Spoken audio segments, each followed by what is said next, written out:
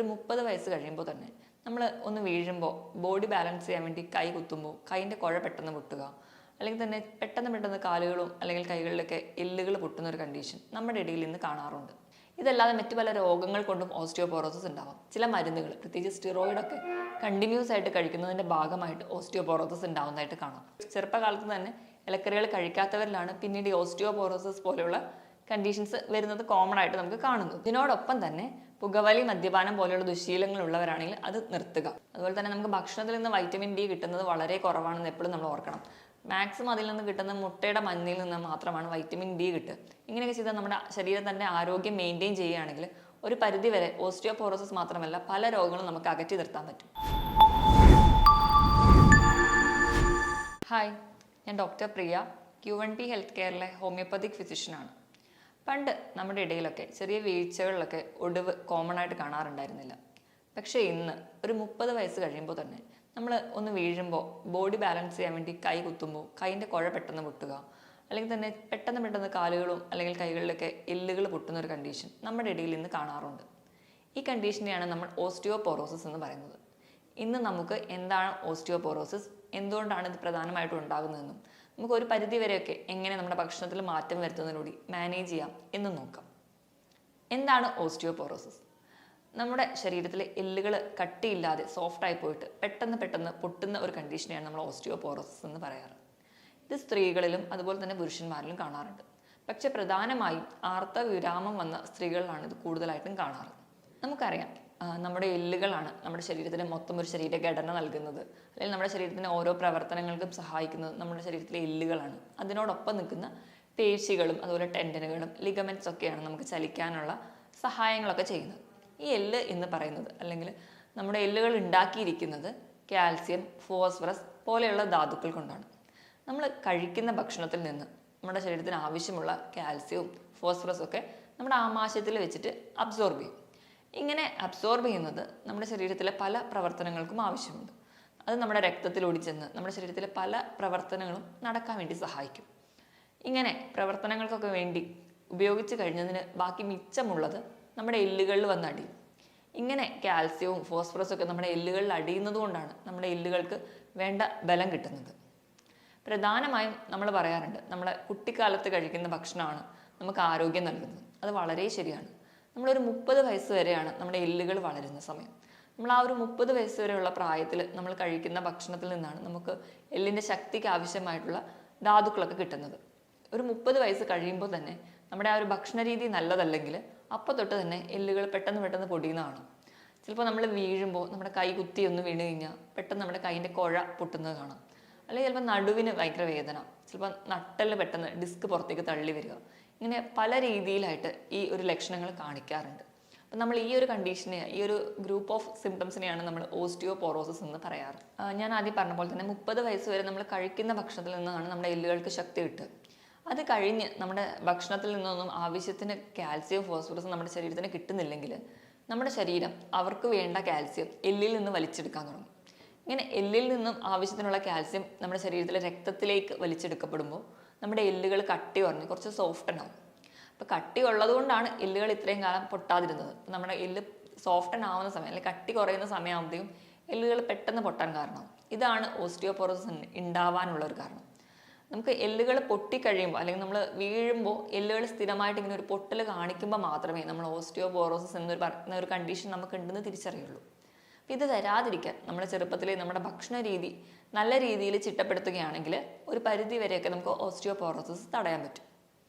ഇനി എന്തൊക്കെ കാരണങ്ങൾ കൊണ്ടാണ് ഓസ്റ്റിയോപോറോസിസ് ഉണ്ടാകുന്നതെന്ന് നോക്കാം.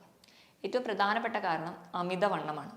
അമിതവണ്ണമുള്ളപ്പോൾ നമുക്കറിയാം, നമ്മുടെ എല്ലുകൾക്കൊന്നും വേണ്ട രീതിയിൽ നമ്മുടെ ശരീരത്തിൻ്റെ ഭാരം താങ്ങാൻ പറ്റാതെ വരും. അങ്ങനെ വരുമ്പോൾ എല്ലിന് ഒരു ബലക്കുറവ് വരാം. അതുവഴി നമുക്ക് ഓസ്റ്റിയോപോറോസിസ് വരാം. ഇത് കൂടാതെ പ്രായമാകുമ്പോൾ ഞാൻ നേരത്തെ പറഞ്ഞതുപോലെ ഭക്ഷണ രീതിയിൽ വേണ്ടത്ര കാൽസ്യം ഒന്നും ഇല്ലെങ്കിലും ഓസ്റ്റിയോപോറോസിസ് വരാം. ഇതല്ലാതെ മറ്റു പല രോഗങ്ങൾ കൊണ്ടും ഓസ്റ്റിയോപോറോസിസ് ഉണ്ടാവാം. ഹൈപ്പോതൈറോയിഡിസം, തൈറോയ്ഡ് ഗ്രന്ഥിക്ക് എന്തെങ്കിലും രോഗങ്ങൾ ബാധിച്ചാൽ അതുമൂലം ഓസ്റ്റിയോപോറോസിസ് ഉണ്ടാവും. ചില മരുന്നുകൾ, പ്രത്യേകിച്ച് സ്റ്റിറോയിഡൊക്കെ കണ്ടിന്യൂസ് ആയിട്ട് കഴിക്കുന്നതിൻ്റെ ഭാഗമായിട്ട് ഓസ്റ്റിയോപോറോസിസ് ഉണ്ടാവുന്നതായിട്ട് കാണാം. അതുപോലെ തന്നെ നമ്മൾ പുകവലി, മദ്യപാനം പോലെയുള്ള ദുശീലങ്ങളുള്ളവരാണെങ്കിൽ അത് ഈ ഓസ്റ്റിയോപോറോസിസ് കണ്ടീഷന് ഒരു കാരണമാകാറുണ്ട്. പുകവലി നമുക്കറിയാം, നമുക്ക് ശരീരത്തിന് യാതൊരുവിധ ഗുണങ്ങളും ചെയ്യില്ല. നമ്മുടെ ശരീരത്തിലെ രക്തക്കൊഴലുകളൊക്കെ ചുരുങ്ങി പോകാൻ കാരണമാകുന്നത് ഈ പുകവലിയിലുള്ള നിക്കോട്ടിൻ എന്ന് പറയുന്ന കണ്ടന്റാണ്. ശരീരത്തിനും അതുപോലെ നമ്മുടെ എല്ലുകൾക്കും വേണ്ട രക്തമൊന്നും പമ്പ് ചെയ്യാൻ പറ്റാതെ വരിക. അങ്ങനെ വരുമ്പോൾ അതിൻ്റെ വളർച്ചയെ ബാധിക്കുക. അതുവഴി നമുക്ക് എല്ലുകളുടെ വളർച്ച കുറയുന്നതായിട്ട് കാണാം. ചില ജനിതക രോഗങ്ങൾ കൊണ്ട് ഉണ്ടാവാറുണ്ട്. അതുപോലെ നമ്മൾ ഹൈ കലോറി ഫുഡ് കഴിക്കുകയാണെങ്കിൽ, അതായത് നമ്മൾ മധുര പലഹാരങ്ങളും മധുര പാനീയങ്ങളൊക്കെ അധികം കഴിക്കുകയാണ്. അപ്പോൾ നമ്മൾ വേണ്ട രീതിയിൽ നമുക്ക് ശരീരത്തിന് ആവശ്യമായിട്ടുള്ള കാൽസ്യം ഒക്കെ കഴിക്കാതെ വരികയാണെങ്കിലും നമുക്ക് ഓസ്റ്റിയോപോറോസിസ് പെട്ടെന്ന് ഉണ്ടാവുന്നതായിട്ട് കാണാം. ഇതുപോലെ തന്നെ ആർത്തവവിരാമം വരുമ്പോൾ നമ്മുടെ ശരീരത്തിൽ സ്ത്രീകളുടെ കാണുന്ന ഹോർമോണാണ് ഈസ്ട്രോജൻ. ആർത്തവം നിൽക്കുന്നതോടെ ഈ ഹോർമോൺ കുറയുകയും ഇതുവഴിയും എല്ലിൻ്റെ കട്ടി കുറയുന്നതായിട്ട് കാണാം. ഇതിനെല്ലാം പുറമെ ഏറ്റവും പ്രധാനപ്പെട്ട ഒരു കാരണമാണ് നമ്മൾ ആവശ്യത്തിന് വെയിൽ കൊള്ളുന്നില്ല. വെയിൽ കൊണ്ടില്ലെങ്കിൽ എങ്ങനെയാണ് ഓസ്റ്റിയോപോറോസിസ് വരുന്നത്? നമ്മൾ വെയിൽ കൊള്ളുമ്പോൾ നമ്മുടെ ശരീരത്തിൽ ഉണ്ടാകുന്ന വൈറ്റമിനാണ് വൈറ്റമിൻ ഡി. നമ്മുടെ ശരീരത്തിൽ നമ്മൾ എത്ര ഭക്ഷണത്തിലൂടെ കാൽസ്യം കഴിച്ചാലും അത് നമ്മുടെ ശരീരത്തിൽ ആഗീകരണം ചെയ്യണമെങ്കിൽ വൈറ്റമിൻ ഡി വേണം.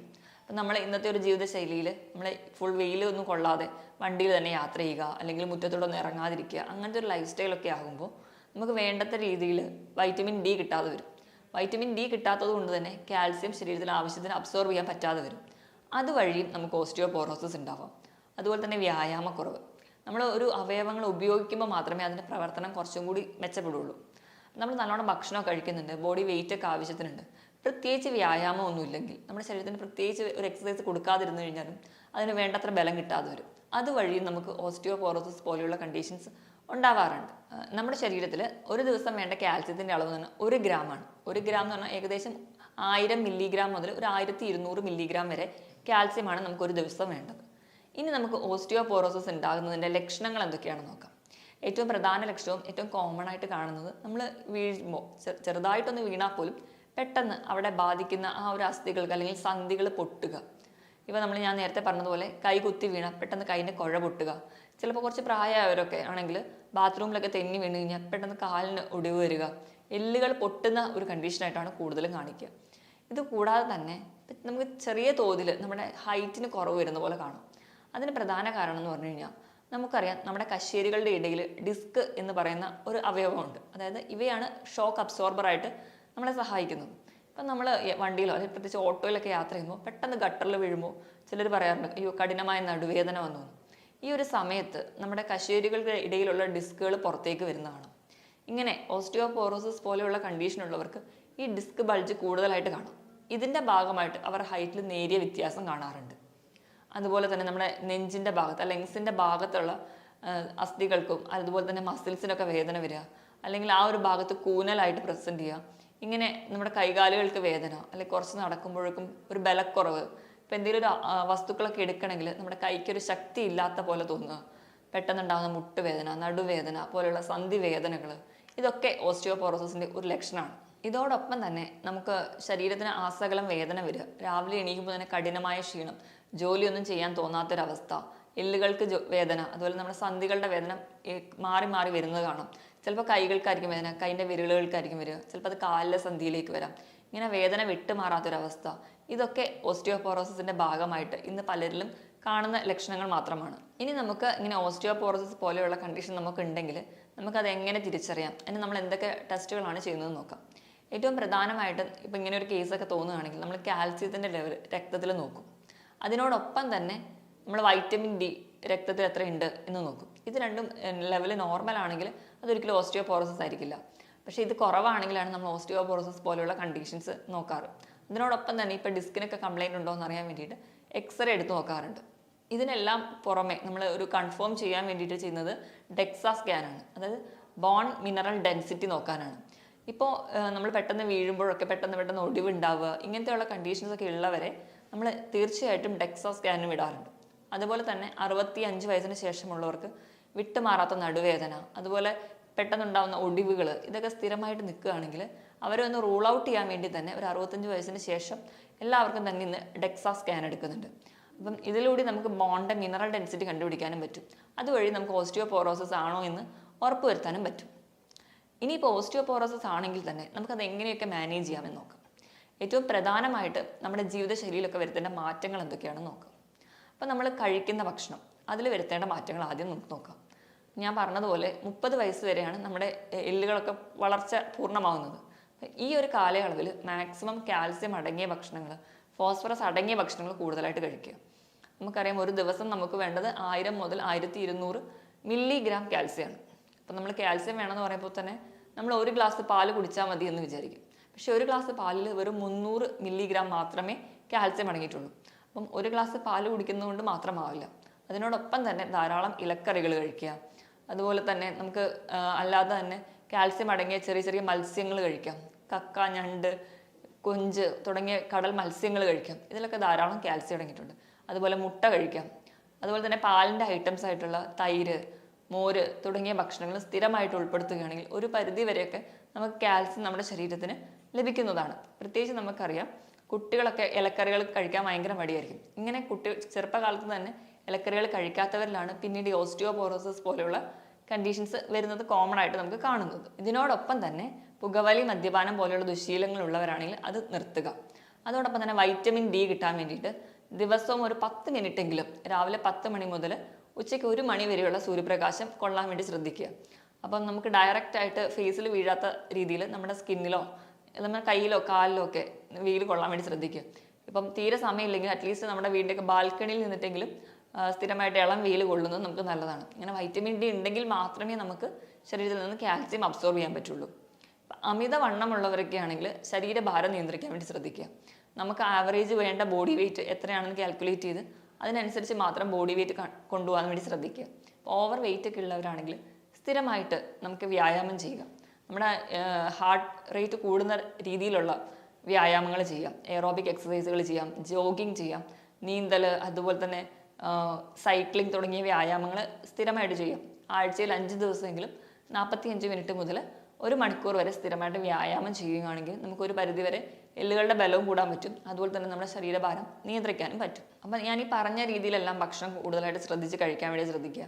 അതുപോലെ തന്നെ നമുക്ക് ഭക്ഷണത്തിൽ നിന്ന് വൈറ്റമിൻ ഡി കിട്ടുന്നത് വളരെ കുറവാണെന്ന് എപ്പോഴും നമ്മൾ ഓർക്കണം.